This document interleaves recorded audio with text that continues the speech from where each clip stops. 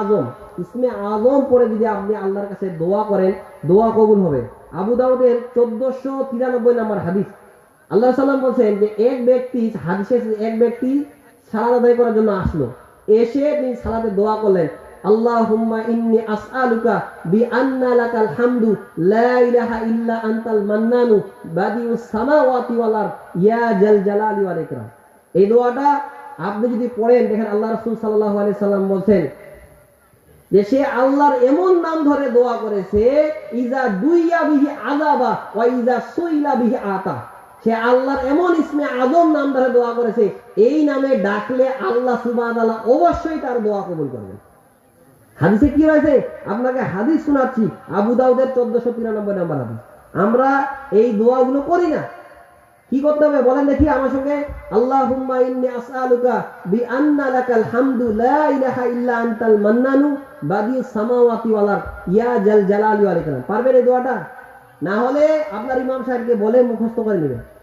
হাদিসে আসে ইজা দুইয়া বিহি আযাবা, সে এমন একটা আযাব দোয়া করেছে যে দোয়া করলে আল্লাহ সুবহানাহু ওয়া তাআলা অবশ্যই কবুল করবেন। বুঝতে পারছেন? আল্লাহর কাছে আছে, আল্লাহ সাল্লাম বলছেন সে আল্লাহর এমন ইসমে আজম, এমন বড়ত্বের নাম নিয়ে দোয়া করেছে, সে আল্লাহর কাছে যা চাইবে আল্লাহ কবুল করবে। কিন্তু এই দোয়াগুলো আমরা জানি না। এটাকে বলা হয় কি?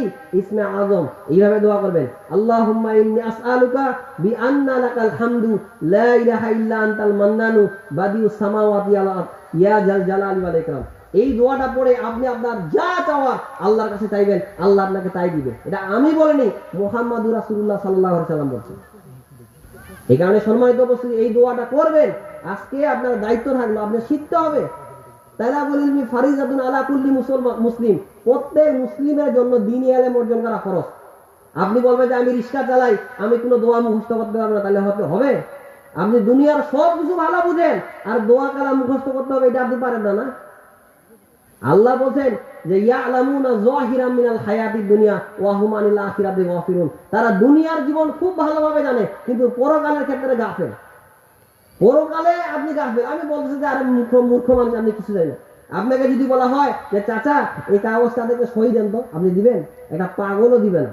ওই মমিনুল পাগলা আছে না আমাদের ওইদিকে, বলে চিনেন তো আপনারা?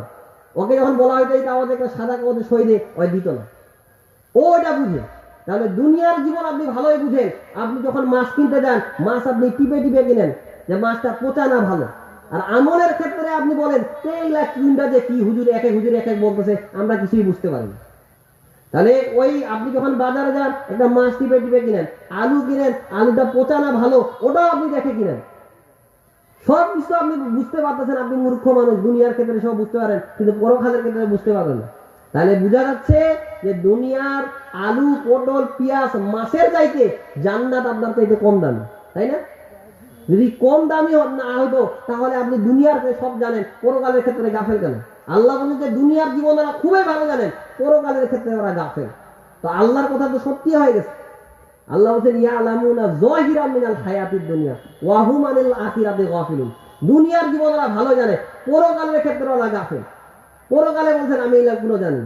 তাহলে সম্মানিত উপস্থিতি, আজকের এই মাহফিল থেকে আপনি যদি একটা দোয়া মুখস্থ করে যান, আপনি সাকসেস হবেন কিনা? আল্লাহকে বলতে পারবেন আল্লাহ আজকের এই মাহফিল থেকে শুধু একটা দোয়া শিখেছি, কি? আল্লাহুম্মা ইন্নী আসআলুকা বিআন্না লাকাল হামদু লা ইলাহা ইল্লা আনতাল মান্নানু বাদিউস সামাওয়াতি ওয়াল আরদ ইয়া জাল জালালি ওয়াল ইকরাম।